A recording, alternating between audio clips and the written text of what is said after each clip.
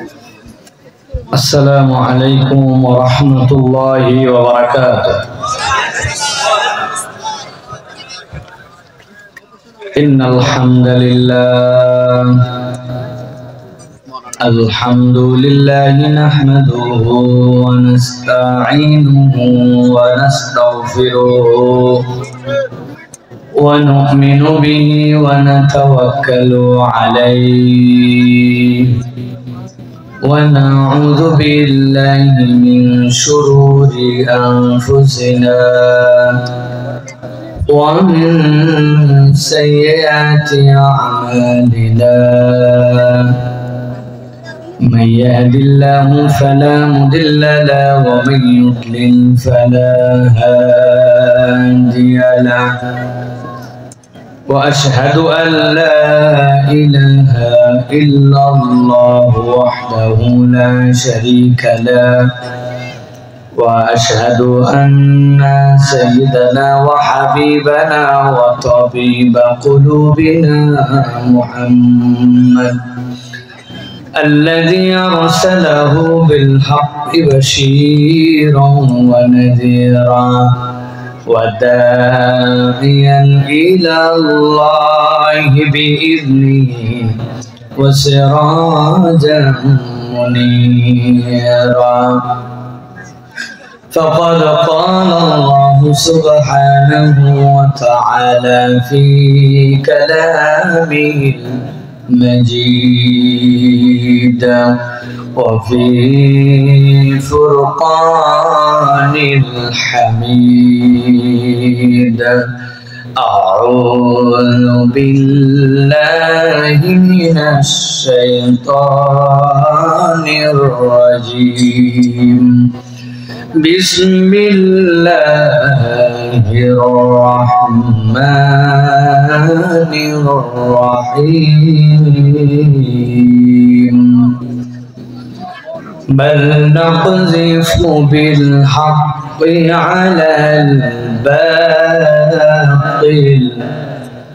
على الباطل فيدمغه فإذا هو زاهق ولكم الويل مما تصفون.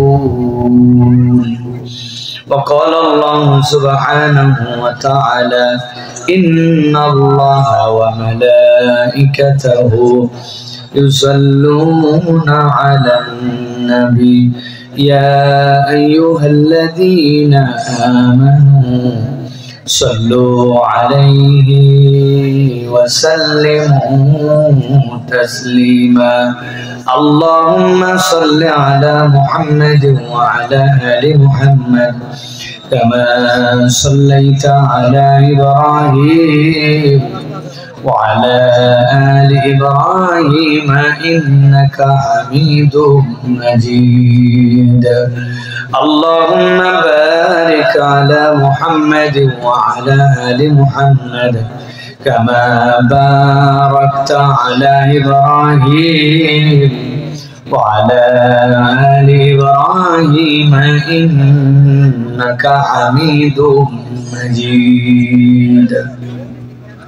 আলহামদুলিল্লাহ, রাজশাহী বিভাগীয় শহর রাজশাহীর কাশিয়াডাঙ্গার আল জামিয়াতুল বেলালিয়া উম্মুল কোরা মাদ্রাসার পাগড়ি প্রদান উপলক্ষে 28তম বাৎসরিক ওয়াজ মাহফিলের আজকের সম্মানিত সভাপতি জনাব ডক্টর মোহাম্মদ সাইফুদ্দিন চৌধুরী সাহেব, সম্মানিত অতিথিবৃন্দ, বিশেষ করে কথা বলেছেন ডক্টর মাওলানা মোহাম্মদ কাউসার হোসাইন সাহেব দামাত বারাকাতুহুল আলিয়া, আপনাদের মাঝে তেলাওয়াত শোনানোর জন্য, যার তেলাওয়াত শুনে বিশ্ববাসী মুগ্ধ।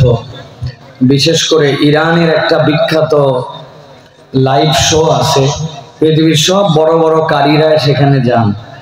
আমাদের মুশফিক যখন সেখানে তেলাওয়াত করেছে, পৃথিবীর সব বাঘা বাঘা কারীরা বিশ্বাস করে নাই যে এই ছোট্ট মানুষ এইরকম তেলাওয়াত করতে পারে। মুশফিক আসছে, আলহামদুলিল্লাহ, সে আপনাদের কাছে তেলাওয়াত শোনাবে।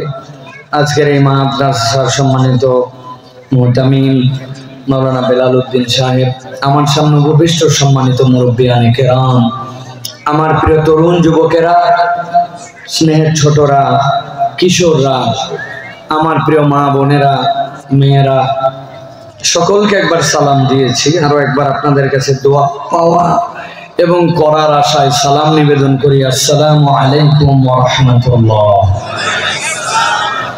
দেখতে দেখতে রাত বাজে 11:30। আমি আমার পুরা সিজনে রাত্রি 11:30টার সময় কথা বলতে শুরু করেছি। খুবই রেয়ার, খুবই ব্যতিক্রম। কারণ আমি যখন দাওয়াত নেই, ছোট্ট ছোট্ট কিছু শর্ত থাকে। তার মধ্যে একটা শর্ত হচ্ছে, আমার নির্দিষ্ট ভালোবাসার অডিয়েন্সকে আপনি বিরক্ত করতে পারবেন না।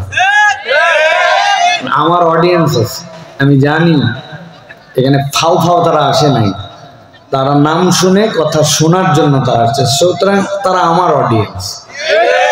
আমার অডিয়েন্সকে আপনি বসায় রাখবেন, রেখে তাদের উপরে জুলুম করবেন, সময় নষ্ট করবেন, এটা হবে না। 9:30 মানে 9:29 না, 9:31 না, 9:30 মানে 9:30। আমাদের প্রতিষ্ঠানের স্বার্থে বাচ্চাদের অনেকগুলি পাগড়ি পরাতে হয়েছে। আমি আবার এই পাগড়ি পরানোতে খুব স্ট্রং। দেখবেন সব প্রোগ্রাম সুন্দর হবে, আজারা কথা হবে, কিন্তু পাগড়ি পরানোর সময় মাথায় সুন্দর করে পাগড়িও পরাই দিবে না, খালি কোন রকম পার করে দিবে। ওদের জন্য আজকের মাহফিল, ঠিক না? ঢাকা বিশ্ববিদ্যালয়ের সমাবর্তন, আমরা ইউনিভার্সিটি থেকে সমাবর্তন হয়ে, আমার তখনও পিএইচডি শেষ হয় নাই, আমি এমফিল করার পরে আমার সমাবর্তন হয়েছে। তো এমফিলের জন্য আলাদা ধরনের গলার বেল্ট হয়, আগের দিন ড্রেস রিহার্সাল হয়, কত প্রস্তুতি হয়, কারণ ওটা সমাবর্তন। আর এটা আল্লাহর কোরআন পড়ার পর ওর মাথায় পাগড়ি তুলে দেওয়া হচ্ছে, কোটি সমাবর্তনের থেকে এটার দাম বেশি। ওইখানে সময় দিবে না। এই জন্য আমি এইটাতে এগ্রি যে পাগড়িটা সুন্দর করে পরায় দেওয়ার জন্য আমি চেষ্টা করি। যাই হোক, প্রতিষ্ঠানের স্বার্থে কিছুটা আজকে দিলে হয়েছে, আমরা এটাকে মেনে নিয়ে আমরা সংক্ষিপ্ত সময়ে কিছু কথা শোনার জন্য চেষ্টা করব। আল্লাহ রাব্বুল আমিন যেন যে কথাগুলি বললে শুনলে দুনিয়া আখিরাতে আমাদের কল্যাণ দেন, সেরকম কিছু কথা আমাদেরকে বলার তৌফিক দান করেন। প্রিয় ভাইয়েরা, আপনাদের এখানে অনেক লোক আছে যারা আশপাশে এখন পর্যন্ত মাহফিলের দিকে আসে নাই। ওনারা মাহফিল উপলক্ষে বাইরে পাঁপড় খাইছে, বাইরে ঘোরাফেরা করছে, আড্ডা মারছে, মোড়ে দাঁড়ায় বিড়ি খাইছে এবং বিভিন্ন দিকের চিপা চাপাতে যায় প্রচুর পরিমাণে এখনো বিড়ি খাচ্ছে। এরকম আছে কিনা ভাই? আমার তাদের কাছে নিবেদন, মাহফিল শোনা ফরজ না, ওয়াজিব না। মাহফিল না শুনলে আপনার জন্য গুনাহ হবে না, কিন্তু আপনি যদি বাড়ি থেকে মাহফিলের নাম দিয়ে বের হন আর এই মাহফিলে যদি না আসেন, আমি পুরো আজকের যারা আমাদের ভাইয়েরা আসছেন সকলকে নিয়ে আল্লাহ রাব্বুল আলামিনের কাছে আপনাদের নামে অভিযোগ দিব যে আপনারা মাহফিলের নামে বের হয়েছিলেন, কিন্তু 11:30 পর্যন্ত আপনারা মাহফিলের দিকে একবারও আসেন নাই। আল্লাহ যা ব্যবস্থা লাগে আপনাদের জন্য করেন। ঠিক আছে তো ভাই? আপনাদের ছেলে পেলে কিন্তু অনেকের মধ্যে পড়ে যাবে, বুঝেন? কিন্তু ঠিক বলার আগে হিসাব করে ঠিক বলেন। রাজশাহী থেকে চাঁপাইনবাবগঞ্জে বিয়ে ধরছে, বরযাত্রীদেরকে বলে দিছে 2 বাসের বেশি আসা যাবে না, 1 বাসে সর্বোচ্চ 50 করে, 2 বাস 100। রাজশাহী থেকে চাপাই চলে গেছে বিয়ে খাওয়ার জন্য। 100 জন বরযাত্রী ধুমধুমায় খেতে বসছে। অনেকক্ষণ মেয়ে পক্ষরা উসখুস করে শেষে বলছে, ভাই বরের জন্য তো আলাদা টেবিল রেডি করছি, বর কই? বলতেছে আর জ্বর জ্বর ভাব, এই জন্য আসেনি। বুঝে থাকলে বলেন, যদি জ্বর জ্বর ভাব বর আসেনি এই কথা বলে যদি 100 জন লোক বরযাত্রী হিসেবে বসে পড়ে আর খাওয়া দাওয়ার প্রস্তুতি নয়, তো এদের কপালে ভালো আছে না খারাপ আছে? বলে ব্যাগ কলকাতাকার, তোমরা বর না নিয়ে কি করতে এইসব? ভালো ভালো বলতেছি, উঠে যাও, না হলে কিন্তু খবর আছে। ঠিক না? বুঝানোর জন্য বললাম, বরযাত্রী যে একটা সাধারণ বিষয়। তো বরযাত্রী না থাকলে, যেরকম বর না থাকলে বরযাত্রীর দাম থাকে না। আপনার এই মাহফিলের উদ্দেশ্যে এই দোকান পাট, ঘোরাফেরা, বাইরে থাকা, আয়োজন সব এই মাহফিলের উদ্দেশ্যে আজকের জন্য। আপনি কেমন বদনসিব, কেমন কপাল পোড়া যে আপনি একবারও মাহফিলের দিকে আসলেন না। আপনি এক অ্যান্ড্রয়েড মোবাইল নিয়ে, আইফোন নিয়ে, পায়ের মধ্যে কেটস লাগায়, গায়ের মধ্যে এক শার্ট লাগায় ভাবছেন আমি কি হলাম রে বাবা রে বাবা। এত ভালো না, এত ভালো না। এই জন্য আমরা বলি ভাই, কোরআনুল কারীমের আয়োজনকে সম্মান দিলে আল্লাহ রাব্বুল আলামিন ওই ব্যক্তির ভাগ্যকে পরিবর্তন করে দিতে পারেন। সুবহানাল্লাহ। আমি আপনাদের কাছে জানতে চাই, এই কোরআনুল কারীমের বেসিক কাজ কি বলেন তো, বলতে পারবেন? বেসিক, একদম বেসিক কাজ কি কোরআনে? কোরআনুল কারীমের মূল আলোচ্য বিষয় এরকম মানুষ, কোরআনের বেসিক কাজ হচ্ছে মানুষকে এমন জায়গা থেকে পরিবর্তন করা যেই জায়গায় পরিবর্তন করলে প্রকৃত পরিবর্তন হয়, ঠিক কি না? আমার কথা নয়, আল্লাহ রাব্বুল আলামিনের কথা। কোরআনের 21 নম্বর সূরা, সূরা আম্বিয়ার 18 নম্বর আয়াতে আল্লাহ বলছেন, গভীর মনোযোগে খেয়াল করেন। আল্লাহ বলছেন, বাল নাকযিফু বিল হাক্কি আলাল বাতিল ফায়াদমাগুহু ফাইদা হুয়া যাহিক ওয়া লাকুমুল ওয়াইলু মিম্মা তাসিফুন। আমার আল্লাহ রাব্বুল আলামিন বলছেন, এই দুনিয়ার মানুষ ভালো করে জেনে রাখো, এই কোরআন, এই হক, এই ইসলাম, আমি আল্লাহ এটার একটা কাজ নির্ধারণ করেছি। কি কাজ? আল্লাহ বলছেন, বাল নাকযিফু বিল হাক্কি আলাল বাতিল ফায়াদমাগু ফাইদা হুয়া যাহিক। আল্লাহ বলছেন, এই কোরআনের কাজ জানো নাকি? এই হকের কাজ জানো নাকি? আল্লাহ বলছেন, এই কোরআন, এই মুসলমান, এই ঈমান, এই ইসলাম তার সাথীদেরকে পরাজিত করার জন্য আসে নাই। কোরআনের কাজ হচ্ছে বাতিলের উপরে আঘাত করা, এমন আঘাত করা ওই বাতিল আর অবস্থান নিয়ে টিকতে পারবে না। কোরআন আসছে বাতিলকে নিশ্চিহ্ন করে দেওয়ার জন্য। আল্লাহু আকবার। কিন্তু কোরআন কিভাবে বাতিলকে নিশ্চিহ্ন করবে আল্লাহ তার একটা ধারণা দিয়েছেন। আপনি হাতের মধ্যে লাঠি নিয়ে মারামারি করবেন, একজন আরেকজনকে ফাটায় ফেলবেন, কোরআন বলছে মৌলিক কাজ কোরআনের এইটা নয়। আল্লাহ রাব্বুল আলামিন বলছেন, শব্দ খেয়াল করেন, ফায়াদমাগু ফাইদা হুয়া যাহিক। আল্লাহ বলছেন, এই কোরআন আঘাত করবে কোথায় জানো নাকি? আরবিতে দামগুন শব্দের অর্থ হচ্ছে ব্রেন। আরবিতে দামগুন শব্দের অর্থ হচ্ছে আপনার মাথার পেছনের মস্তিষ্ক। আল্লাহ বলছেন, এই কোরআন যে কোনো জায়গায় আঘাত করবে না, কোরআন আঘাত করবে মানুষের মস্তিষ্কে, এমন আঘাত করা করবে ফাইদা হুয়া যাহিক। আল্লাহ বলছেন রব্বুল আলামিন ওই জায়গায় বাতিলের অস্তিত্ব রাখবেন না, বাতিলকে শেষ করে দিবে। উদাহরণ দেওয়ার জন্য, সারা জীবন অন্তরের মধ্যে গেঁথে ফেলবেন। এই যুবক, এই তরুণ, ভালো করে শোনো, মাথার মধ্যে এটা গেঁথে নাও, কেননা কোরআনের ব্যাপারে কনসেপ্ট আমাদের ক্লিয়ার না। আপনাদের এই হরগ্রাম এলাকায় বিকালবেলা খেলাধুলা করতে করতে গন্ডগোল বেঁধে গেছে, মাঝে মাঝে কথা কাটাকাটি করতে করতে গা ধাক্কা ধাক্কি গন্ডগোল ছেলেরা করে কিনা? গন্ডগোলের এক পর্যায়ে বিকালবেলা ক্রিকেট খেলতেছিল, ক্রিকেটের যে স্ট্যাম্প ছিল ওই স্ট্যাম্পটা একজন উঠায় নিয়েছে, উঠায় নিয়ে কথা নাই, স্ট্যাম্প দিয়ে গন্ডগোলের এক পর্যায়ে একজনের বাম হাতের মধ্যে দিছে এক বাড়ি, যেই না বাম হাতে বাড়ি মারছে, হাত গেছে ভাঙ্গা, সাথে সাথে নিয়ে চলে গেছে রাজশাহী মেডিকেলে নিয়ে যাওয়ার পরে ডাক্তার বলছে আগে এক্সরে করেন। এক্সরে করার পরে দেখে ভিতরে ফ্র্যাকচার, এরপরে সুন্দর করে ঠিকঠাক করে দিয়া, এরপরে গলার মধ্যে সুন্দর করে একটা প্লাস্টার দিয়া গলার মধ্যে ঝুলাই দিয়ে বলছে আজকে হাসপাতাল থেকে যাওয়া যাবে না, যতই বাড়ি কাছে হোক আজকে অ্যাডমিট নিয়ে থাকেন এই জায়গাতে, আগামীকালকে আর একটা আপনার এখানে এক্সরে করা হবে, এক্সরে করার পরে এরপরে পরীক্ষা নিরীক্ষা করে আপনার জন্য ঠিকঠাক মতো জোড়া লাগছে কিনা দেখানোর পরে আপনাকে এরপরে ছুটি দেওয়া হবে। ওই ছেলে গলার মধ্যে ব্যান্ডেজ বাঁধে হাড়জোর ইউনিটের মধ্যে ওইখানে অবস্থান করতেছে। সন্ধ্যার পরে যখন অবশেষ যে সকল ইনজেকশন ছিল ওইটা যখন কেটে গেছে, ওরে ব্যথার ব্যথা, রাত্রে এসার দিকে পাগলের মতো চিল্লাচিল্লি করতেছে। চিল্লাচিল্লি শুনে ওইখানে যে নার্স ছিল ওই নার্স ডাক্তারের সাথে গেছে স্টেশনে, ডাক্তার এই ছেলে তো সহ্য করতে পারতেছে না ব্যথা, কি করা যায়?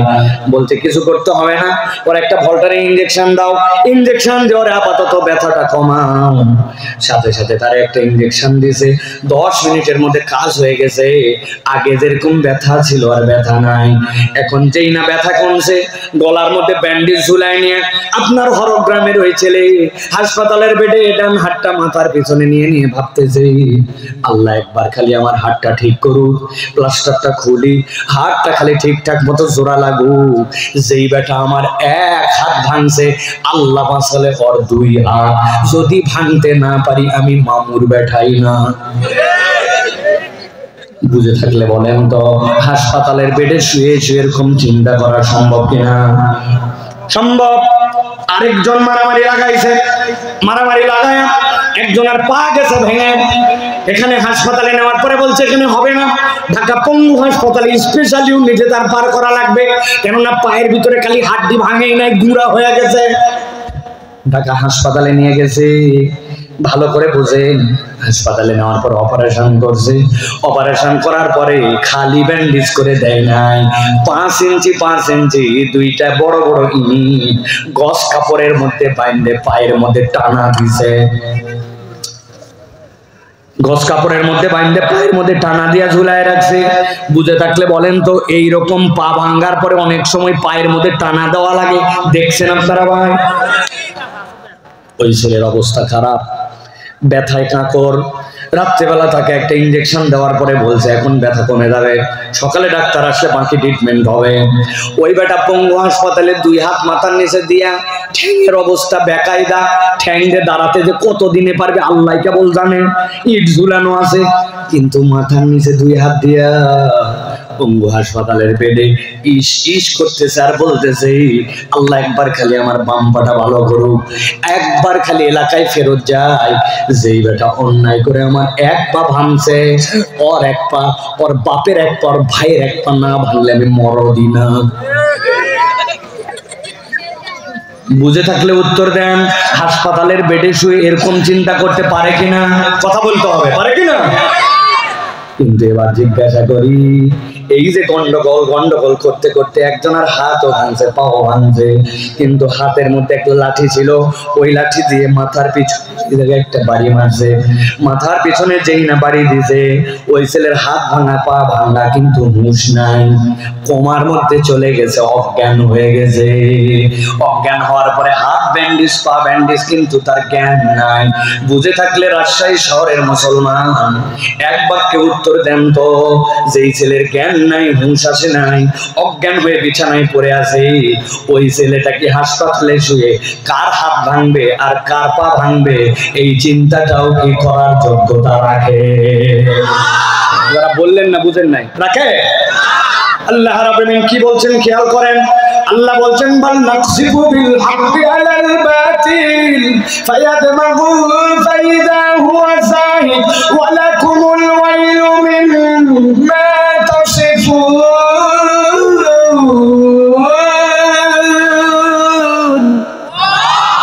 আল্লাহ বলছেন, ও দুনিয়ার মানুষ, আমি আল্লাহ বললাম এই কোরআন বাতিলের উপর আঘাত করবে, এই কোরআন বাতিলকে নিশ্চিহ্ন করবে, তবে সব জায়গায় কোরআন আঘাত করবে না।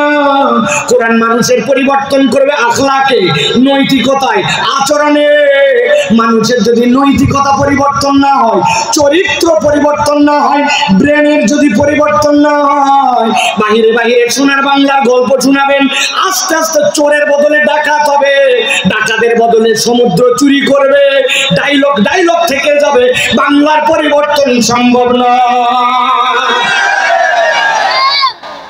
ভালো করে এই জন্য বোঝেন, আল্লাহ বলছেন ফাইদা হুয়া যাহিক, এমন পরিবর্তন হবে, বাতিল নিশ্চিহ্ন হবে।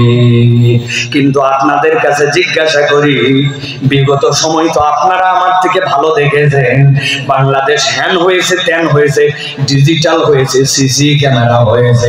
এই সিসি ক্যামেরা হয়ে বাংলাদেশের চোর বাড়ছে না কমছে? মিথ্যা একটা কথা বললেন আপনারা, একটাও চোর বাড়ে নাই, সব চোর ডাকাত হয়েছে। বুঝে সুঝে কথা বলেন। বলবেন হুজুর উল্টা পাল্টা বলতেছেন, আমার কাছে প্রমাণ আছে। আন্দা গুন্দা কোনো কথা আপনি আমার কাছ থেকে শুনতে পাবেন না। আমার পাসপোর্টের মেয়াদ 6 মাসের নিচে নেমে গেছে। এখন বিদেশে ভ্রমণের জন্য 6 মাস যদি আপনার মেয়াদ না থাকে, তাইলে আপনার আর পাসপোর্টে কোনো রকম ভিসা লাগবে না। আমার জাপান যাওয়া দরকার, একজন পরামর্শ দিল, দ্রুত যান, যে পাসপোর্টের কাজটা করে নিয়ে আসেন, তবে যাওয়ার সময় কিন্তু প্রস্তুতি নিয়ে যায়েন। আমি মনে করছি পাসপোর্ট অফিসে যাওয়ার পরে বোধহয় আমাকে সই টই করা লাগবে, এই জন্য রেড লিপ 2টা কলম নিয়েছি ভালো ভালো। আপনারা যারা হাসতেছেন মনে করছেন হুজুর ভাত খায় না, হুজুর ভাত খায়। আপনারা যা বুঝছেন আমিও তাই বুঝছি। খুচরা খুচরা 500 1000 এ পকেট ও পকেট আলাদা করে নিয়ে গেছি। যাওয়ার পরে পাসপোর্ট অফিসের দোতলায় আমাকে শুধু ঘুরায়, প্রস্তুতিও খায় না, কাজও করে না। এদিকে তো আমার মেজাজ খারাপ হয়ে যাচ্ছে, কাজ করে না, এই টেবিল ওই টেবিল, এই কথা বলা যাবে না। প্রস্তুতিও খায় না, পাসপোর্টের কাজও করে না। অনেকক্ষণ দোতলায় ঘুরানোর পরে আমাকে খানিকক্ষণ পরে বলছে, হুজুর এবার নিচতলায় চলেন। যেই না নিচতলায় আসতেছি, একটা সিঁড়ি, সিঁড়ির পর একটা ল্যান্ডিং, এরপরে আবার একটা সিঁড়ি, এক ধাপ সিঁড়ি পার করে যেই না ল্যান্ডিং এর জায়গায় আসছি, কই দাঁড়ান। দাঁড়ালাম, বলছে মাল দেন। আমি বললাম এই ব্যাক কল, কখন থেকে আমি প্রস্তুতি নিয়ে রেডি, উপরে এতক্ষণ ঘুরাইয়া ঘুরাইয়া এই জায়গায় আসে তুমি মাল দেন, কি পাইছো? বলতেছে হুজুর এই বিল্ডিংটি রাগ করেন না, সিসি ক্যামেরা নিয়ন্ত্রিত। আমরা মনিটরে চেক করে দেখছি পুরা বিল্ডিংটাই সিসি ক্যামেরায় ধরে, খালি এই জায়গাটা ধরে না। যেই জায়গাটা ধরে না ওই জায়গায় উনি মাল খাওয়ার জন্য আমার কাছে আসছে। কিন্তু আমি জিজ্ঞাসা করি রাজশাহীর বিবেকের কাছে, উত্তর দেন ওই লোকের কাছে যদি 2টা জিনিস থাকতো, এক নম্বর হচ্ছে কিরামান কাতিবিন ইয়ালামুনা মা তাফআলুন। কি দিন কি রাত, কি লোডশেডিং, কি ঘরের ভিতর কি বাহির, সব সময় তোমার কাছে 2টা ফেরেশতা আছে যারা তোমার সব কিছু দেখতেছে আর লিখতেছে। এই বোর্ডটা যদি তার কাছে থাকতো, আর সাথে সাথে দেশে যদি এই আইন থাকতো যে এই বোর্ড থাকার পরেও যদি কেউ প্ররোচিত হয় 2 নম্বর করে, তাহলে চুরি করলে কোরআনের আইন অনুযায়ী তার জন্য শাস্তি কি, ডাকাতি যদি করে তার ডান হাত আর বাম পা কাটা চলে যাবে। এখানে কোনো মামু খালু দল কিচ্ছু চিনবে না। একে ভয় আল্লাহ, আর 2 নম্বর আল্লাহর আইন। এই 2টার যদি সমন্বয় হয়, বুঝে থাকলে বলেন তো এই দেশ পরিবর্তন করা সম্ভব? সম্ভব? আল্লাহ এই জন্য বলছেন সাবধান হয়ে যাও। যারা মাথার মধ্যে অন্য চিন্তা করছে আল্লাহ সাবধান করে দিচ্ছেন। আল্লাহ রাব্বুল আলামিন বলছেন ওয়ালাকুমুল ওয়াইলু মিম্মা তাসিফুন। তোমাদের মধ্যে কতগুলো অতি পণ্ডিত আছে, আল্লাহর বিধান নিয়ে কথা বলে, আল্লাহর হুকুম নিয়ে কথা বলে। আল্লাহ বলছেন আল্লাহর ব্যাপারে যে উল্টা পাল্টা কথা বলবে, আল্লাহ বলছেন সাবধান হও, দুনিয়া আখিরাতে তার কোনো নিস্তার নাই। আল্লাহর আইনের বিপক্ষে কথা বললে, কোরআনের বিপক্ষে কথা বললে, দুনিয়ায় যদি ধরাও না খান, আল্লাহর কাছ থেকে বাঁচার কোনো উপায় থাকবে না। টের পান নাই? টের পান নাই? কোনো সেনাবাহিনী লাগে নাই, পুলিশ লাগে নাই, কোনো বাহিনী লাগে নাই। ছোট্ট ছোট্ট মাসুম বাচ্চাগুলা থাপড়ায়া দেশ থেকে, বুঝেন নাই না? এই জন্য আগামীতেও সাবধান হয়ে থাকবেন। অনেক মানুষ এখনো আছে মুনাফেকের মতো চুপ করে আছে, কখন সুযোগ পেলে আবার ফোঁস করে একটুখানি সবল মারবে।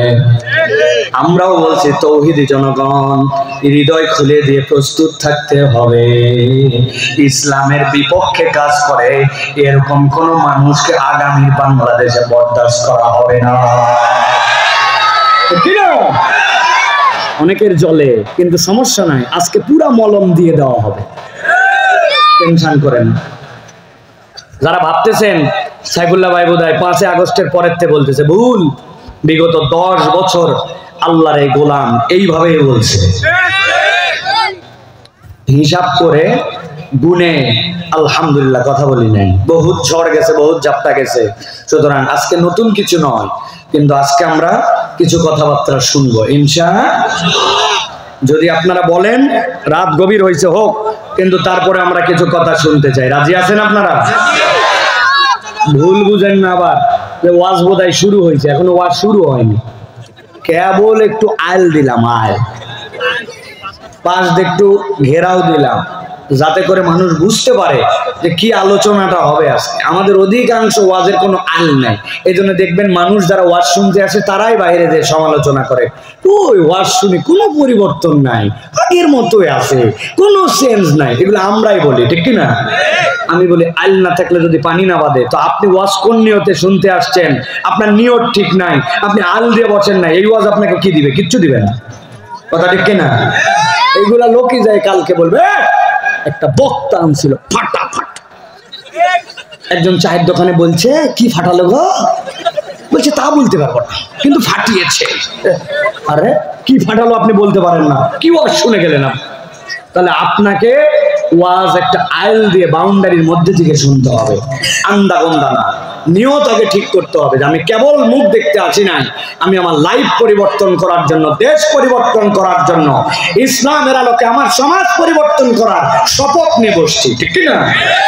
রাজি আছেন আপনারা? কারা কারা আছেন? থামেন থামেন থামেন থামেন, হাত তুলতেছে আমি, মজা নিচ্ছেন আপনি? বাবা হাতগুলো নামান।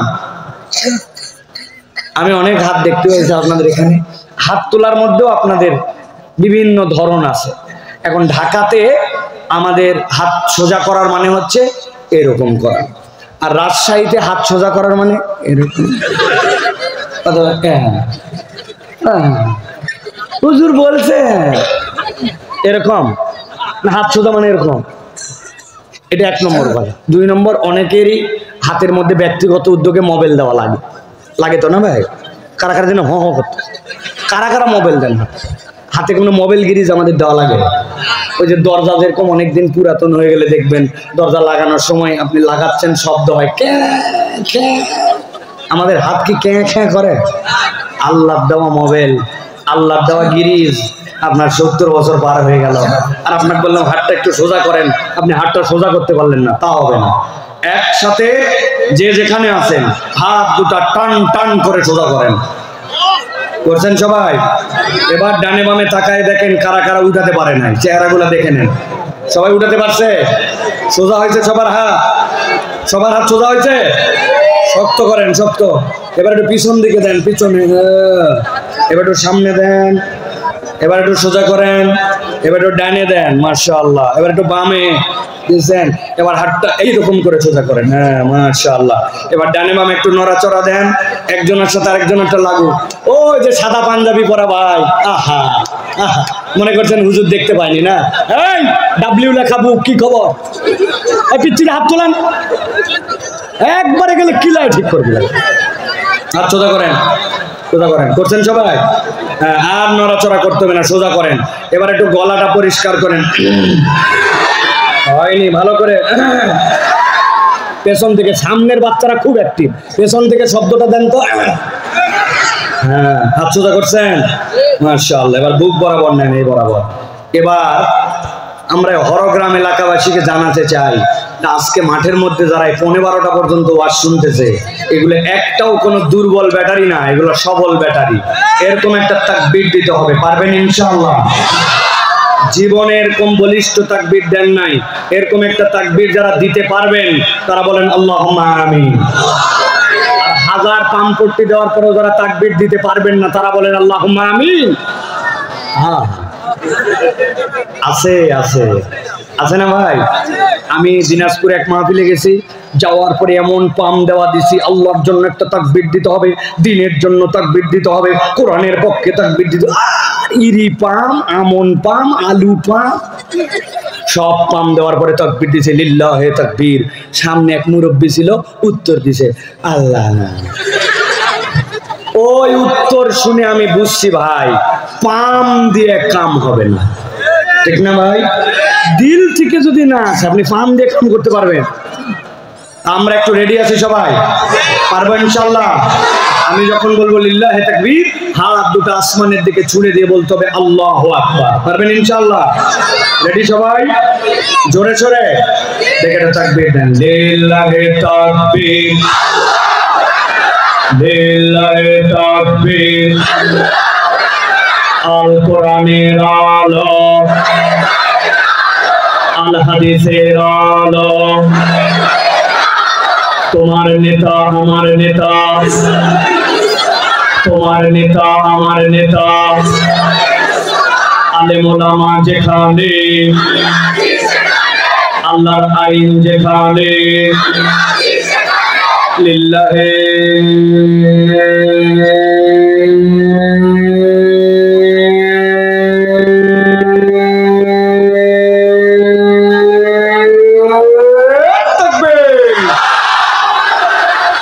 আলহামদুলিল্লাহ। হাত নামা, আলহামদুলিল্লাহ বলে। শয়তান আছে এতক্ষণ বাইপাস পার, ঠিক না? আল্লাহু আকবার শয়তান সহ্য করতে পারে না, এই জন্য আল্লাহু আকবারের স্লোগানও দেখবেন অনেকে সহ্য করতে পারে না।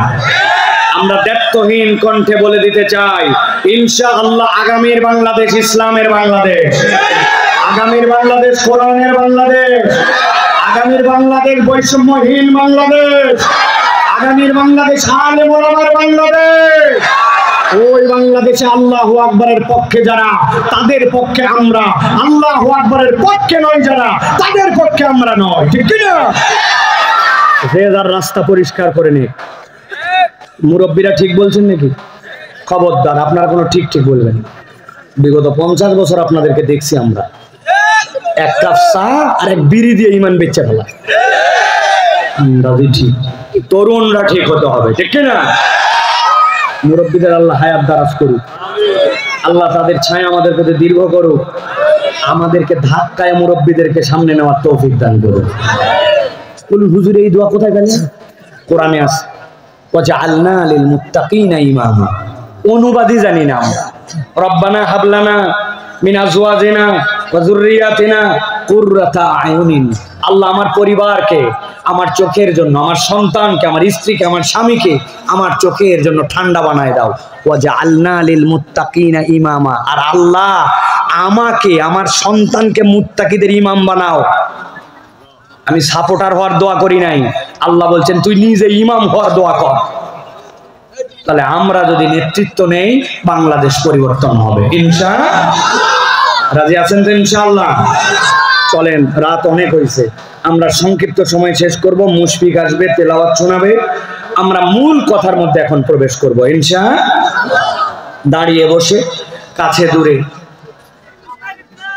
যে যে অবস্থায় আছেন সকলে আমার সাথে কোরআনুল কারীমের মধ্যে প্রবেশ করেন। বিতাড়িত শয়তান থেকে আশ্রয় প্রার্থনা করে আল্লাহ রাব্বুল আলামিনের শেখানো পদ্ধতিতে আমরা সকলে সমস্বরে, কোন রকম জড়তাকে নিজেদের মধ্যে না রেখে আল্লাহর জন্য উন্মুক্ত করে দিয়ে সকলে পড়ি আউযু বিল্লাহি মিনাশ শাইতানির রাজীম বিসমিল্লাহির রাহমানির রাহিম ওয়াতলু আলাইহিম নাবা'আল লাযী آتيناه آياتنا فانسلخ منها فأتبعه الشيطان فكان من الغاوين। ঠান্ডা মাথায় মনোযোগের সাথে এবার আল্লাহর কোরআনের মধ্যে প্রবেশ করেন। আল্লাহ বলছেন, ও আমার হাবিব, আপনাকে এমন একটা আয়াত দেওয়া হলো যে আয়াতের মধ্যে আপনাকে ইয়া আইয়ুহান নাস বলা হয় নাই, ইয়া আইয়ুহান নবী বলা হয় নাই, ইয়া আইয়ুহাল ইনসান বলা হয় নাই, তুল দ্বারাও আপনাকে সম্বোধন করা হয় নাই। আপনাকে আল্লাহ রাব্বুল আলামিন বলছেন ওয়াতলু আলাইহিম, আপনি তেলাওয়াত করেন তাদের কাছে। কাদের কাছে? কোন বিষয়ে তেলাওয়াত করবেন? আল্লাহ বলতেছেন নাবা আল্লাযী, এমন একটা সংবাদ, আল্লাযী যাকে আতাইনাহু, আমি আল্লাহ রাব্বুল আলামিন দান করেছিলাম, আয়াতিনা, আল্লাহর পক্ষ থেকে স্পষ্ট নিদর্শন। হযরত আব্দুল্লাহ ইবনে মাসউদ বলছেন আয়াতের ব্যাখ্যায় আল্লাহ রাব্বুল আলামিন মূলত নবীজি সাল্লাল্লাহু আলাইহি সাল্লামকে কোন বিষয়ের ঘটনা, কোন বর্ণনাটা জানাতে বললেন, যে বিষয় বলার পরে আল্লাহর নবীকে বললেন ওয়াতলু আলাইহিম। হযরত আব্দুল্লাহ ইবনে মাসউদ বলছেন এই ব্যক্তিটা উম্মতে মুহাম্মাদীর ব্যক্তি নয়, এই ব্যক্তিটা ফেরাউনের সময়ের ব্যক্তি। লোকটার নাম হচ্ছে বালআম ইবনে আবার। কি তার পারফরম্যান্স ছিল যার কারণে আল্লাহ তার কথা নবীকে কিয়ামত পর্যন্ত মানুষকে বলতে বললেন? আল্লাহ রাব্বুল আলামিন নবী আলাইহিস সালামকে জানায় রাখছেন এই বালআম সে সাধারণ কোনো মানুষ ছিল না, তার মধ্যে একটা যোগ্যতা ছিল, আল্লাহর কাছে যদি কোনো বিষয়ে হাত তুলতো এক মুহূর্ত দেরি হতো না, দোয়া করতে দেরি, সাথে সাথে তার দোয়া আল্লাহ কবুল করে নিতেন। সুবহানাল্লাহ। ফেরাউনের লোকেরা সব তার কাছে গেল, যাওয়ার পরে বলল তোমার কাছে আমরা আজকে একটা দোয়ার প্রস্তাব নিয়ে আসছি। কি দোয়ার প্রস্তাব? বলে আমাদের কওমের মধ্যে একজন লোক আসছে, যেই লোক আমাদের কওমের মধ্যে বিভেদ ঘটায় দিচ্ছে, ফেরাউনের সাথে গন্ডগোল লাগায় দিয়েছে, এই জন্য ওই লোক যেন ধ্বংস হয়ে যায় তার জন্য তোমাকে দোয়া করতে হবে। বালআম জিজ্ঞাসা করলো লোকটা কে, তার নাম কি? বলে লোকের নাম হচ্ছে মূসা। গন্ডগোল এখন ফেরাউনের সাথে সেই মূলত লাগাইছে। বালআম সাথে সাথে বলল ওই লোকের ব্যাপারে তো আমিও কিছু কথা শুনছি। কি শুনছো তুমি? বলে এরকম করে ডান হাতটা বাম বগলের নিচে নেয়, যেই না বের করে হাত দিয়ে সূর্যের মতো আলো বের হয়, হাত পুড়ে যায় না। আবার প্রয়োজন শেষ হলে আস্তে করে বগলের নিচে হাত নিয়ে যায়, ওই হাতের আলো বন্ধ হয়ে যায়। আরো শুনছি মাঠের মধ্যে অনেকগুলা উট দুম্বা এগুলা পাল নিয়ে চড়ানোর জন্য যায়, যাওয়ার পরে সবাই সতর্ক থাকে, কিন্তু এই লোক সতর্ক থাকে না, গাছের নিচে ঘুমায় যায়। কিন্তু ওই লাখের হাতের মধ্যে একটা লাঠি আছে, ওই লাঠিটা পুঁতে রেখে দেয়। ওই পালের মধ্যে থেকে কোনো উট কোনো ভেড়া যদি একবার বের হয়, ওই লোক ঘুমায় কিন্তু লাঠি সজাগ হয়ে যায় যে পিটায়া ওই দুম্বা ভেড়াকে লাইন মতো নিয়ে এসে আবার লাঠি জায়গা মতো দাঁড়ায় যায়। এমন লোক, যেই লোক এইগুলা করে, এইটা তো আমার দৃষ্টিভঙ্গিতে যদি জাদুকর হইতো, জাদুকর ঘুমায় গেলে তার জাদু শেষ হয়, কিন্তু এই লোক তো ঘুমানোর পরেও তার কার্যকারিতা চালু থাকে। হলেও হতে পারে সত্য লোক, অতএব তার জন্য আমি কোনো বদদোয়া করতে পারবো না। যেই নাই কথা বলেছে, সাথে সাথে যারা আসছিল ফেরাউনের, তারা বলতে শুরু করলো তোমার কাছে কেউ ওয়াজ শোনার জন্য আসছি নাকি আমি? মিয়া মনে করছো ওই লোকের যদি ক্ষতি হয় তাহলে খালি আমাদের লাভ, তোমারও লাভ। বলে আমার কি লাভ? বলে তোমার দোয়া কবুল হয় জন্য লোক তোমার কাছে আসে, হাদিয়া দেয়, তোমাকে ওলি মানে, তোমার এত বড় মজমা। এখন যেই লোকের এত বড় বড় কেরামত দেখতেছ, এই লোক যদি কিছুদিন মধ্যে প্রতিষ্ঠিত হয়ে যায় তাহলে কি তোমার কাছে মানুষ আসবে নাকি মিয়া? আমরা খালি আমাদের স্বার্থে আসছি নাকি তোমার স্বার্থেও আসছি? ভালো থাকলে বদদোয়া করে শেষ করো, এক বনে এক বাঘ। আল্লাহ বলতেছেন, ভালো করে খেয়াল করেন, আমার কথা নয়, আল্লাহ বলছেন এই লোক সাথে সাথে টোপটা গিলে ফেললো। আল্লাহ বলছেন আল্লাযী আতাইনাহু আয়াতিনা, যাকে আল্লাহর পক্ষ থেকে আয়াত দেওয়া হয়েছিল, স্পষ্ট পরিষ্কার হকটা সে চিনতে পেরেছিল, কিন্তু আল্লাহ বলছেন সে একটা অপরাধ করে বসলো। ফানসালাখা মিনহা, আল্লাহ বলছেন চেনার পরেও বোঝার পরেও সত্য প্রকাশিত হওয়ার পরেও ওই ব্যক্তি আল্লাহ আয়াত থেকে মুখ ফিরায় নিল। আমি রাজশাহীর মুসলমানের কাছে প্রশ্ন রাখতে চাই, যারা আমার কথা বুঝতেছেন খেয়াল করে উত্তর দিবেন।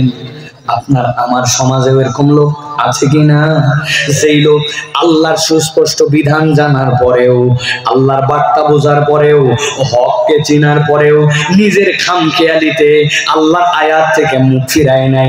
এরকম লোক কি আমাদের রাজশাহীতে আছে কিনা? আমি একটা লোককে চিনাই দিব, দেখেন তো চিনতে পারেন কিনা, যদি মিলে যায় তাহলে কথা বলেন, চিনাবো। 27 রমজান ঢাকা থেকে রাজশাহীতে আসবে, রাজশাহীতে বাড়ি, বাসে কোনো সিট নাই, আমিনবাজার ব্রিজের উপর দাঁড়াইছে, যেমনি হোক একটাতে উঠতে হবে, লোকাল টোকাল যাই হোক। উঠে গেছে একটা বাসের মধ্যে, রাজশাহী আসবে। ওঠার পরে দেখে সিট তো নাই, ভিতরে দাঁড়ানোর জায়গা নাই, ঠেলতে ঠেলতে ওকে মধ্যে পাঠাই দিছে। কোন রকম মধ্যের খালি কেবলমাত্র যে পাইপ ধরে লোক দাঁড়ায় আছে, পা রাখার জায়গা নাই। ঈদের আগে বাসের মধ্যে এরকম ভিড় হয় কিনা ভাই? ওই লোক যেই না সাভারের কাছাকাছি আসছে, হঠাৎ করে তার কানের মধ্যে আসরের আযান ভেসে আসছে, হাইয়া আলাস সালাহ হাইয়া আলাল ফালাহ। যেই না আযানের শব্দ আসছে, ওই লোক অস্থির হয়ে গেছে, আসরের নামাজ তো পড়া লাগবে। দূরের থেকে কয়েকবার বাসালাক বলছে, এই বাসালা দাঁড়াও, আসরের নামাজ পড়া লাগবে। কে শুনে কার কথা, কিসের দাঁড়ানো, বাসালার দাঁড়ানোর কোনো সময় নাই, ঠিক না? খানিকক্ষণ পরে চিন্তা করছে, বাস তো দাঁড়াবে না, নামাও তো যাচ্ছে না, নামাজ তো করা লাগবে, কিন্তু ওযু নাই, তায়াম্মুম যে করবে পরিবেশ নাই। প্রথমে নামাজে দাঁড়ায় শুরু করতে হলেও কিবলা ঠিক করে শুরু করতে হবে, কিবলার কোনো তাল নাই। ওই লোকের ভিতরটা জ্বলে পুড়ে ছাই হয়ে যাচ্ছে। আরে ঈদে বাড়ি যাওয়ার সময় এইরকম মোবারক মুহূর্তে আসরের নামাজটা মিস হয়ে যাচ্ছে, ভাবতে ভাবতে আর নামাজ পড়তে পারে না। মাগরিবের ওয়াক্ত হয়ে গেছে, আসর চলে গেছে। বুঝে থাকলে বলেন, এই লোক যে আসর নামাজ পড়তে পারে নাই, আসর নামাজটা নষ্ট হয়ে গেছে, এইটা কি তার ইচ্ছায় না অনিচ্ছায়? অনিচ্ছায়। ইচ্ছা ছিল কিন্তু উপায় করতে পারে নাই। কিন্তু আপনার এলাকায় এরকম লোক আছে কিনা? আসরের আজান হয়, মসজিদের পাশে চায়ের দোকানে আড্ডা মারে, মসজিদের পাশে ফিল্ডিং মারে, মাঠের মধ্যে কাজ করে, বাড়ির মধ্যে শুয়ে থাকে, রাস্তার মধ্যে মোবাইল খেলে, ইচ্ছা মতো ক্যারাম বোর্ড খেলে, কিন্তু তারপরেও মসজিদে নামাজ পড়তে আসে না। নামাজের ওয়াক্তের পরে ওয়াক্ত পার হয়। এবার বুঝে থাকলে বলেন তো, এই লোক যে নামাজ বাদ দিল, এটা কি অনিচ্ছায় না ইচ্ছায়? গভীর মনোযোগ। আল্লাহ বলছেন, আল্লাযী আতাইনাহু আয়াতিনা, যাকে আল্লাহর পক্ষ থেকে আয়াত দেওয়া হয়েছিল, এক নম্বর তার অপরাধ ফানসালাখা মিনহা, সে আল্লাহর আয়াত থেকে মুখ ফিরায় নিল। আল্লাহ বলছেন, যদি কেউ আল্লাহর আয়াত থেকে জেনে বুঝে মুখ ফিরায়, সাথে সাথে সে 2 নম্বর একটা অপরাধে নিমজ্জিত হয়। আল্লাহ বলছেন, ফাআতবাহু শাইতানু ফাকানা মিনাল গাওয়িন, যে আল্লাহর বিধান জেনে বুঝে মুখ ফিরায় নেয়, আল্লাহ বলছেন সে 2 নম্বর অপরাধে নিমজ্জিত হয়। শয়তান তার পিছে লেগে যায়, আর একবার শয়তান যার পিছে লাগে, আল্লাহ বলছেন নিশ্চিত নিশ্চিত ওই ব্যক্তি পথভ্রষ্ট হয়ে যায়। কথা বোঝেন নাই? এর মধ্যে একটু রহস্যের কথা আছে। সহজ কথা কিন্তু ভাবছেন অন্যরকম, এই জন্য ঠিকটা জোরে বলতে পারেন নাই। ভালো করে খেয়াল করেন, আমরা আমাদের বাচ্চা কাচ্চাকে অনেক সময় এইভাবে বকা দেই কিনা, এই বাচ্চা এই শয়তানি করবি না, এই খবরদার বাদরামি কর, এই বাচ্চা এই তুই শয়তানি কাজ করতেছিস কেন? আমরা এরকম করে আমাদের বাচ্চাদেরকে মাঝে মাঝে গালাগালি দেই কিনা? মানে কি? মানে ওই বাচ্চা যেই কাজটা করতেছে, আপনার দৃষ্টিভঙ্গিতে ওই কাজটা হচ্ছে শয়তানি কাজ। তাহলে ও যদি করে, তাহলে শয়তানের অনুসরণ করা হয়, ঠিক না? কিন্তু খেয়াল করেন, আল্লাহ এই জায়গায় ভিন্ন কথা বলেছেন। আল্লাহ বলছেন, ফানসালাখা মিনহা ফাআতবাহু শাইতান ফাকানা মিনাল গাওয়িন, যেই বেটা আল্লাহর বিধান থেকে জেনে বুঝে নিজেকে সরায় নেয়, ওই বেটা শয়তানের অনুসরণ করে না। ফাআতবাহু, শয়তান তার অনুসরণ করে, শয়তান তার পিছে লেগে যায়। একবার শয়তান যার পিছে লাগে, আল্লাহ বলছেন তার আর বাঁচার কোনো উপায় নাই। এই জন্য দেখবেন শয়তান অনেক ইমানদার রূপী, তার পিছনেও লেগে যায়, সে বুঝতে পারে না। বাংলাদেশে এরকম অনেক ভিআইপি মুসল্লি ছিল, প্রতি রাত্রে 70 রাকাত ফজরের পরে জায়নামাজ খোঁজে, ছিল কিনা? আল্লাহর জীবন্ত ওলি, চলন্ত ওলি। কিন্তু এই মানুষগুলাও আলেম ওলামাকে মিথ্যা মামলা দিয়ে ফাঁসাইছে, মিথ্যা মামলা দিয়ে ফাঁসি দিয়েছে, হাজার হাজার আলেম ওলামাকে কাঁদাইছে, অথচ নিজে মুসলমান দাবি করত। শয়তান যার পিছে লেগে গেছে, সে কখনো বুঝতেও পারে না। আল্লাহ রাব্বুল আমিন তাহলে এই জায়গায় 2টা অপরাধের কথা বললেন। ঠান্ডা মাথায় চলেন, একটু সামনে বেরোই। কথা বুঝতেছেন তো ভাই? বিরক্ত হচ্ছেন না তো? আমার শ্রোতা কিন্তু কোনো বুড়া শ্রোতা না, আমার শ্রোতা ইয়াং শ্রোতা। যাদের 40-এর উপর বয়স, আপনার বাড়ি চলে যাবেন, আপনাদের ছুটি দেওয়া থাকলো, জোর করে বসে থাকবেন না আপনারা। কিন্তু যারা ইয়াং তরুণ, আমি যতক্ষণ থাকবো আপনার ততক্ষণ থাকা লাগবে। আল্লাহ বলছেন, ওয়ালাউ শি'না লারাফা'নাহু বিহা, আল্লাহ বলছেন যদি এই বেটাটা আমার হুকুম মেনে নিত, জেনে বুঝে আল্লাহর কথা অমান্য করতো না, ওয়ালাউ শিনা, যদি আল্লাহ চাইতেন, লা রাফানাহু বিহা, আল্লাহ বলছেন ওই তো সামান্য দুনিয়ার লোভে পড়ে গেছে, কিন্তু আমি আল্লাহ চাইলে তার মর্যাদা আসমান থেকে আসমান, উপর থেকে উপর করে দিতে পারতাম। সুবহানাল্লাহ।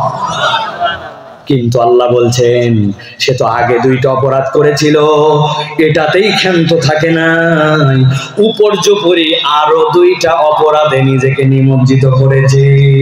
তাহলে আগে ছিল দুইটা অপরাধ, পরে আরো দুইটা অপরাধ, একসাথে এক বাক্যে বলতে হবে, তাহলে টোটাল অপরাধ কয়টা? হয় না, আরেকবার বলেন কয়টা? হাতগুলো নিচে নামান এরকম করে, রেডি করেন। আমি যেই না জিজ্ঞাসা করবো টোটাল অপরাধ কয়টা, একসাথে হাত তুলে দেখাতে হবে চারটা। টোটাল অপরাধ কয়টা? সব হাত ওঠে নাই, লাস্ট সুযোগ দেয়। হাত নামান, হাত নামান, একসাথে বলেন টোটাল অপরাধ কয়টা? মাশাআল্লাহ, হাত নামান। চিন্তা করতেছে অনেকে, হুজুর কি শুরু করলো না? কারণ আছে, আমাদের অধিকাংশ ওয়াজ বাড়িতে যায় না, গভীর রাত্রের ওয়াজ, এত কষ্ট করে বসে আছেন, এই ওয়াজটা অন্তত বাড়িতে নিয়ে যাওয়া লাগবে, ঠিক না?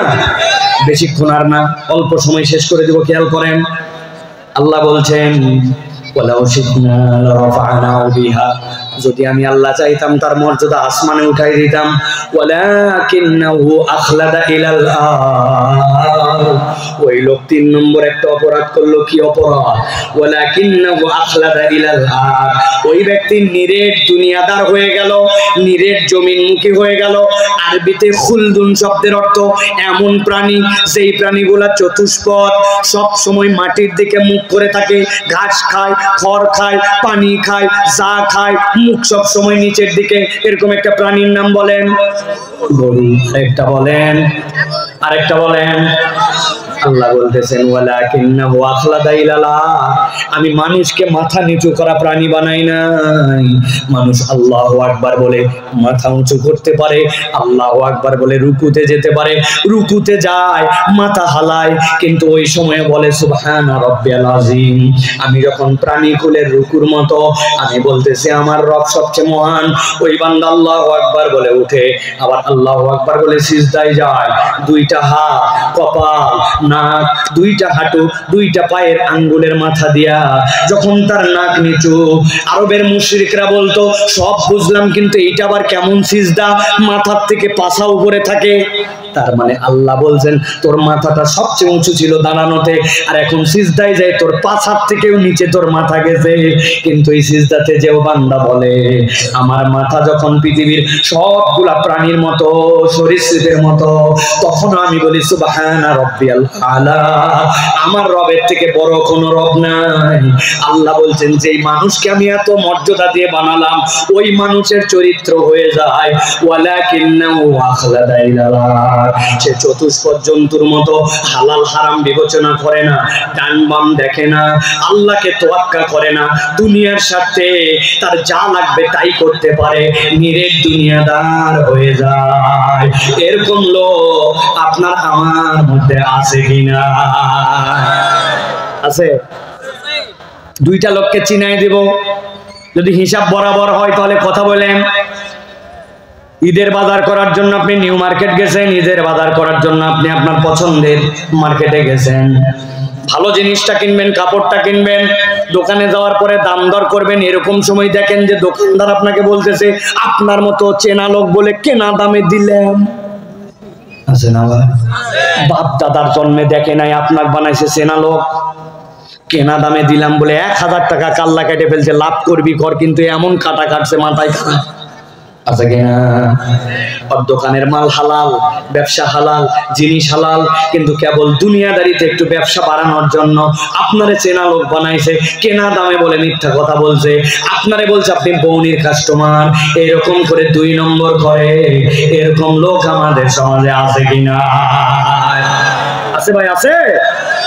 ওয়ালাকিন্নাহু আখলাদা ইলাল আরদ, ওর হালাল হারামের কোনো বিবেচনা নাই, লাগবে আমার এত বড় দাড়িওয়ালা, নামাজ এক ওয়াক্ত মিস করে না, কিন্তু বাড়ি করার সময় কান্নিসটা ঠেলে সরকারের রাস্তার উপর তুলে দিছে, 4 আঙ্গুল কৌশল করে এক ইট আগায় দিছে যে এটা উনার জমির মধ্যে নয়, উনি জানে এটা আমার জমি নয়, কিন্তু তারপরে একটু ঠেলে যায়, আগায় যায়, আইল কাটে একটুখানি জমি বাড়ায়।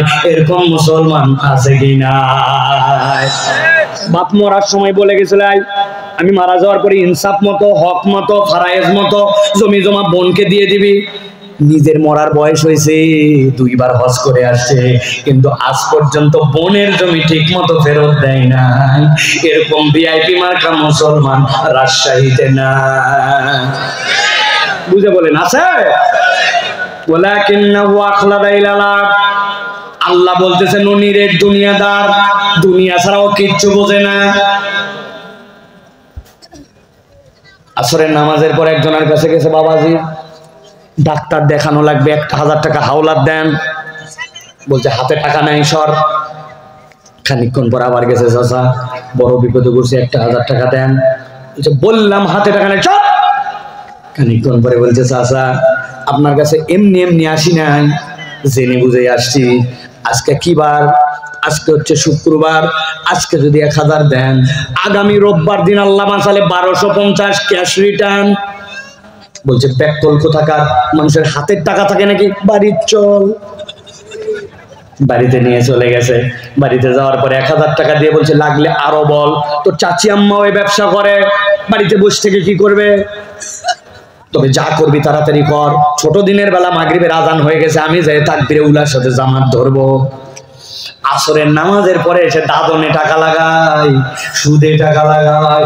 এত বড় দাড়িওয়ালা নামাজও পড়ে, আবার মাগরিবের নামাজ জামাতে ধরতে চায়, কিন্তু সুদে টাকা লাগায়, দাদনে টাকা খাটায়। এরকম মুসলমান এলাকায় না। ভালো করে বোঝেন, আল্লাহ বলছেন ওয়ালাকিন্নাহু আখলাদা ইলাল্লাহ, সে বোঝে না এরকম না, কিন্তু নিরেট দুনিয়াদার হয়ে গেছে। ও পশুর মতো মাথা নিচু করছে, আল্লাহ চিনে না, রসুল চিনে না, ইসলাম চিনে না, হালাল চিনে না, হারাম চিনে না, তার দুনিয়া লাগবে, যেমনি ইচ্ছে তেমনি করে। ঠিক না? আল্লাহ বলছেন এটা 3 নম্বর অপরাধ। এই বাচ্চারা একটু ফাঁকা করে দাও তো, ফ্যানের বাতাসটা ফাঁকা করে দাও, গরম লাগতেছে, ফ্যান আগায় দেন। 3 নম্বর অপরাধ ওয়ালাকিন্নাহু আখলাদা ইলাল্লাহ। 4 নম্বর অপরাধ আল্লাহ বলতেছেন এবার ওয়াত্তাবা হাওয়া। ওই মানুষের 4র্থ অপরাধ হচ্ছে ওই লোকটা ওয়াত্তাবা হাওয়া, মন পছন্দ জিন্দেগি চালায়। তার ইলাহ কেবল আল্লাহ নয়, তার ইলাহ হচ্ছে তার নফস। তার আল্লাহর কথা মানে, আবার যতদূর পর্যন্ত ভালো লাগে না ওখান থেকে আবার নিজের কথাও মানে, খেয়াল খুশির জীবন চালায়। এরকম মুসলমান আছে কিনা? ঘুমায় যদি না থাকেন বলেন আছে কিনা? আল্লাহর রাস্তা আছে বলা বাদ দেন, বলেন আমরাই। কিসের আছে? চাচা এখনো মুখে দাড়িটা রাখেননি কেন? বয়স তো 60+ আপনার, কি ব্যাপার?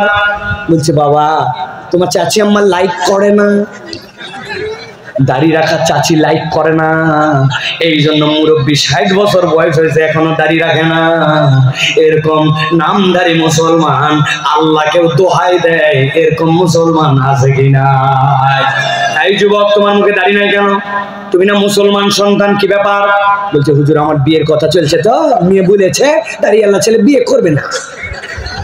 বাট আমি তোমাকে ফতোয়া দিয়ে গেলাম, যদি দাড়িওয়ালা ছেলেকে মেয়ে বিয়ে করতে রাজি না হয়, ওই মেয়েকে বিয়ে করা জায়েজ নাই।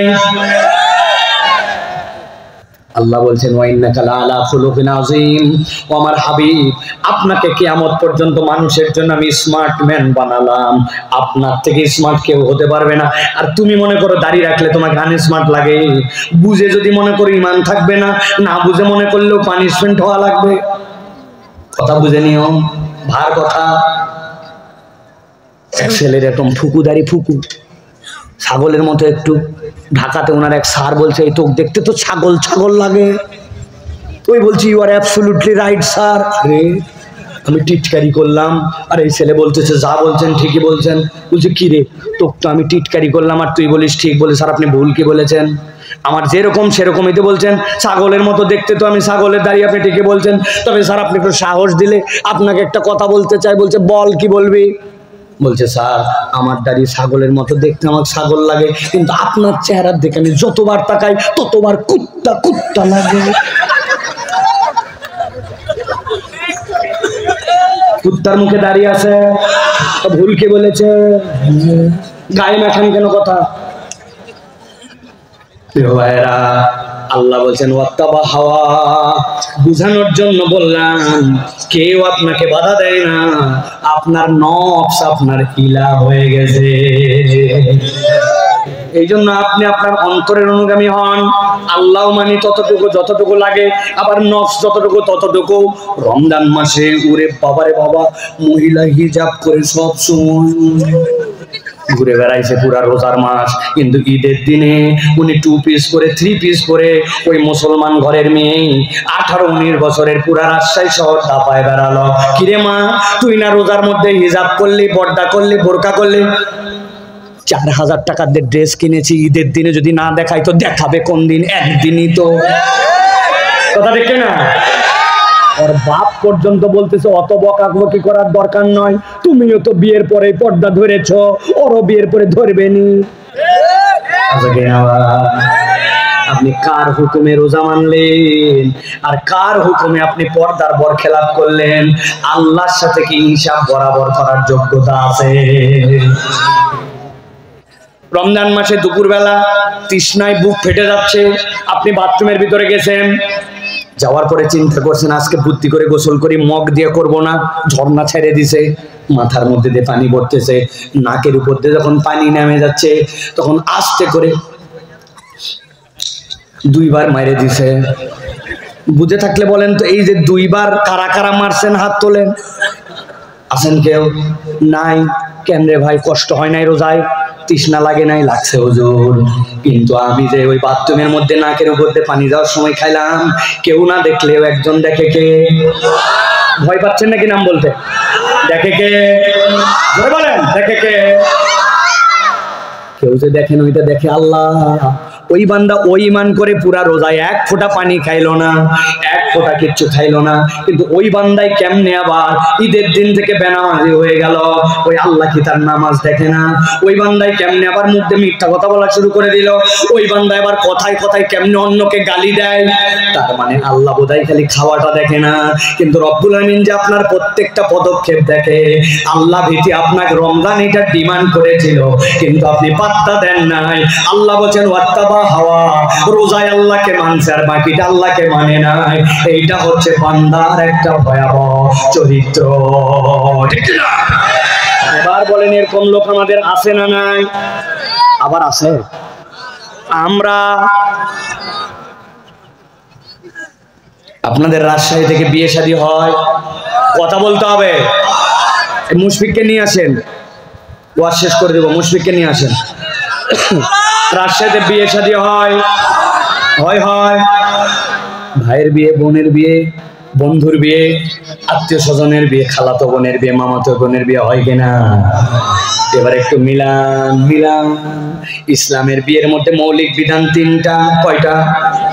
1 নম্বর হচ্ছে ইজাব আর কবুল, এটা ফরজ। 2 নম্বরে মেয়েদেরকে আপনার সাধ্য অনুযায়ী দেনমোহর দিতে হবে, এটা আল্লাহর বিধান। 3 নম্বর বিধান হচ্ছে আউলিম ওয়ালাউ বিশাতিন, একটা যদি ছাগলের বাচ্চা হয় ওইটা দিয়েও আপনাকে ওলিমার অনুষ্ঠান করা লাগবে।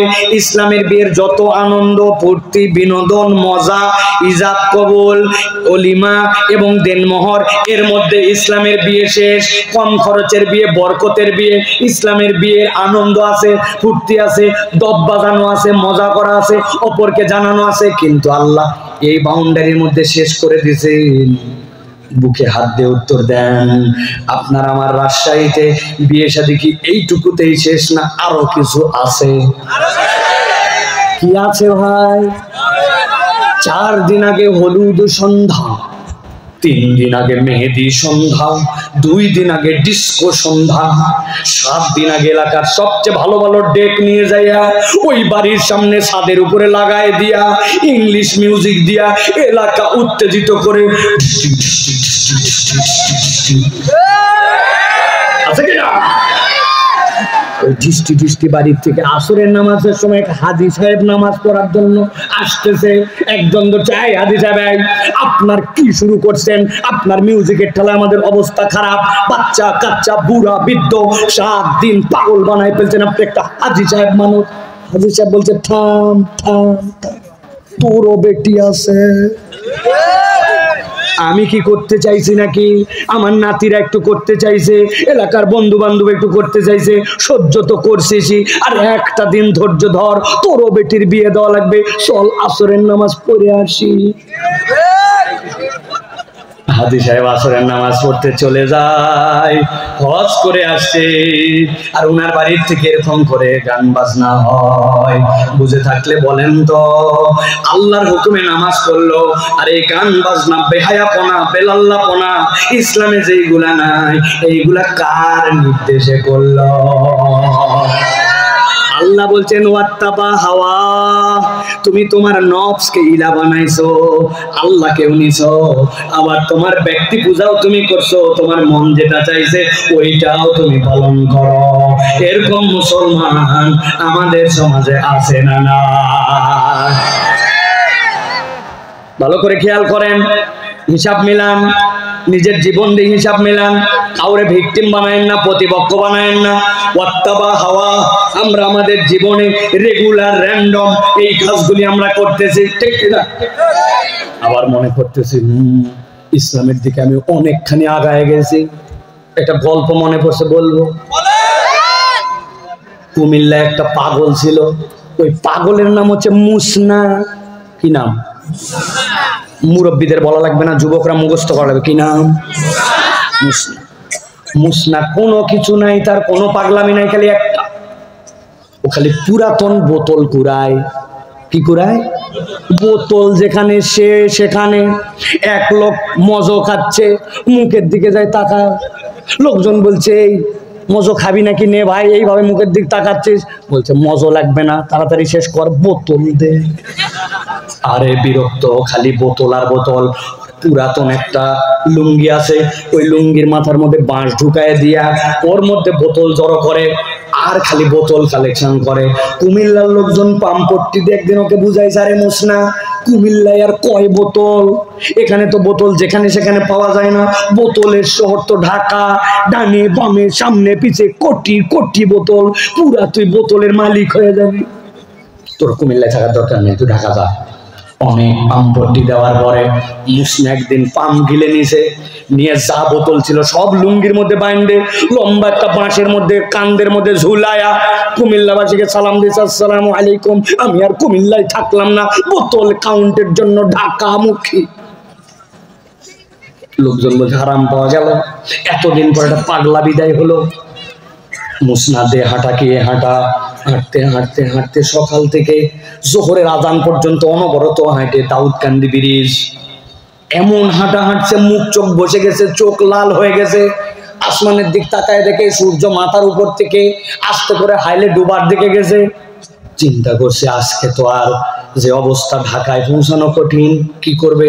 কাঁধের থেকে নামাইছে বস্তা, নামায়া যেই জায়গা পর্যন্ত আসছে ওই লাঠি দিয়ে আচ্ছা মতো একটা দাগ দিছে, দিয়ে হালকা একটু খুঁটি মারছে যাতে করে কোনোভাবে চিহ্ন না হারায়।